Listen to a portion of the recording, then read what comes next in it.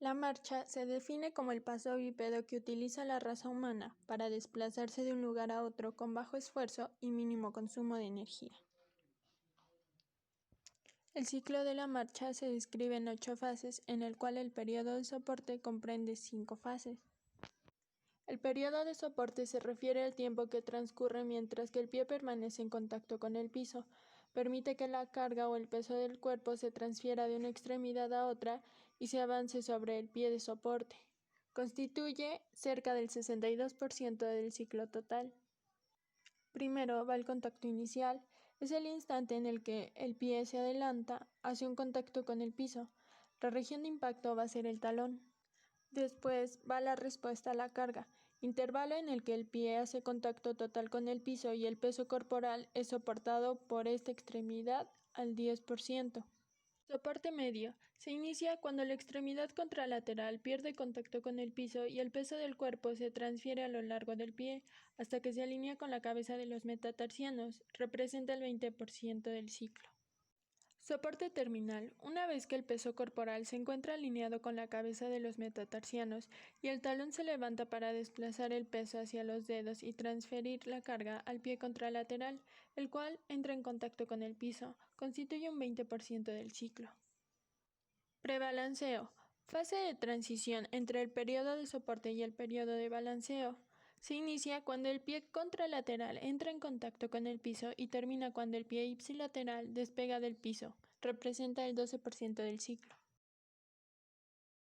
Es el tiempo durante el cual la extremidad inferior permanece en el aire y avanza hacia adelante. El pie pierde contacto con el piso y se presenta una serie de mecanismos para ajustar la longitud de la extremidad inferior que avanza. Constituye el 38% del resto del ciclo. Balanceo inicial. Comienza cuando los dedos del pie abandonan el piso y termina cuando la rodilla alcanza la flexión máxima. Durante la marcha, el muslo se encuentra directamente debajo del cuerpo y paralelo a la extremidad inferior contraria. Se inicia con la flexión máxima de la rodilla y culmina cuando la tibia se dispone en posición perpendicular con el piso, es decir, se orienta verticalmente. Es el 10% del ciclo de la marcha. Se inicia en la posición vertical de la tibia, continúa a medida que la rodilla se extiende completamente y termina cuando el talón hace contacto con el piso. Es el 15% del ciclo de la marcha.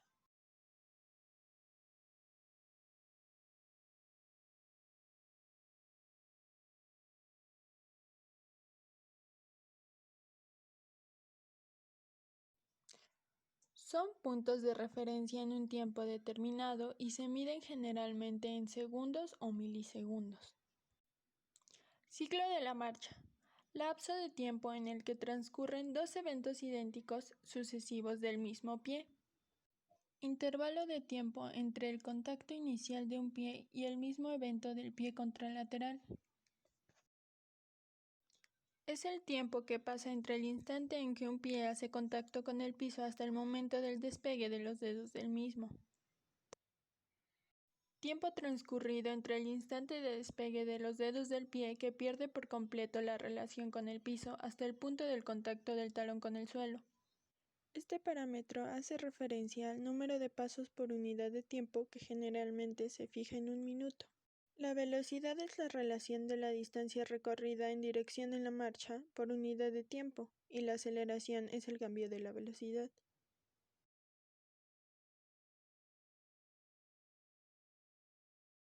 También llamada longitud de paso largo, es la distancia lineal en metros entre dos eventos iguales y sucesivos de la misma extremidad. Incluye un paso corto derecho e izquierdo, es decir, dos pasos cortos.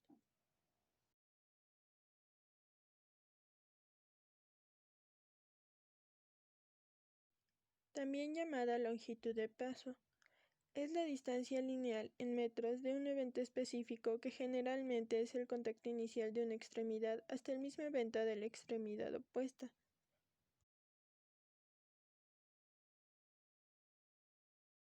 Está dado por la distancia lineal en centímetros entre dos puntos iguales de los pies. es la orientación del pie durante el apoyo. El eje longitudinal de cada pie forma un ángulo con la línea de progresión. Normalmente está entre los 5 y los 8 grados. El estudio de estas tareas funcionales facilita el diagnóstico de la marcha, el pronóstico y el plan terapéutico. La primera tarea funcional es la aceptación del peso. Coincide con las dos primeras fases del periodo de soporte, el contacto inicial y la respuesta a la carga, en las que el peso corporal se transfiere de una extremidad a la otra, de tal forma que la extremidad receptora de la carga pasa de una cadena cinética abierta a una cerrada. La segunda tarea funcional es el soporte en una sola extremidad. Se relaciona con las fases de soporte medio y terminal. El peso corporal recae totalmente en la extremidad de apoyo, que demanda gran estabilidad, mientras la extremidad contralateral se encuentra en balanceo. En la tercera tarea funcional hacemos referencia al avance de la extremidad, la cual está asociada a las fases de prebalanceo y balanceo, inicial, medio y terminal. Garantiza que el pie despegue del piso y la extremidad y el tronco avancen hacia adelante.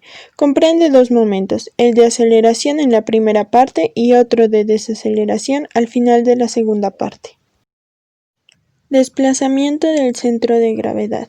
El centro de la marcha, además de seguir la progresión de la misma, sufre desplazamientos alternados de derecha a izquierda y de arriba hacia abajo, lo cual garantiza que caiga directamente sobre la base de soporte o el área del pie de apoyo, de acuerdo con la fase en que se encuentre. Mecanismos de control para que el centro de gravedad no se eleve demasiado. En el análisis del recorrido del centro de gravedad en el plano frontal y sagital, donde se evidencia que cuando el peso se transfiere de una extremidad a la otra, el centro de gravedad alcanza su punto más alto a medida que el peso corporal cruza sobre la extremidad apoyada. El discreto descenso de la pelvis del lado sin apoyo es de 5 grados con respecto a la horizontal. Empuja hacia abajo el centro de gravedad aproximadamente 5 milímetros. Tan pronto como el pie de la extremidad que avanza hace contacto con el piso, la rodilla se aproxima a una extensión completa. Posteriormente, la rodilla se flexiona 15 grados aproximadamente, luego se extiende y mantiene 5 grados de flexión en el soporte medio para terminar extendida en el soporte terminal. Mecanismos de control para que el centro de gravedad no se desplace demasiado lateralmente. Debido al genovalgo fisiológico presente y que es mayor en las mujeres por el ancho de la pelvis, este hecho garantiza la caída vertical de la tibia con respecto al suelo y permite un ligero movimiento lateral de la pelvis para que el centro de gravedad solamente se desplace 2.5 centímetros a cada lado.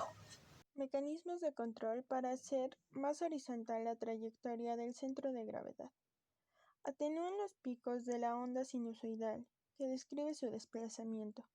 Durante el contacto inicial, la rodilla se encuentra extendida, mientras que el tobillo y el pie en neutro, de tal forma que el eje articular del tobillo se eleva.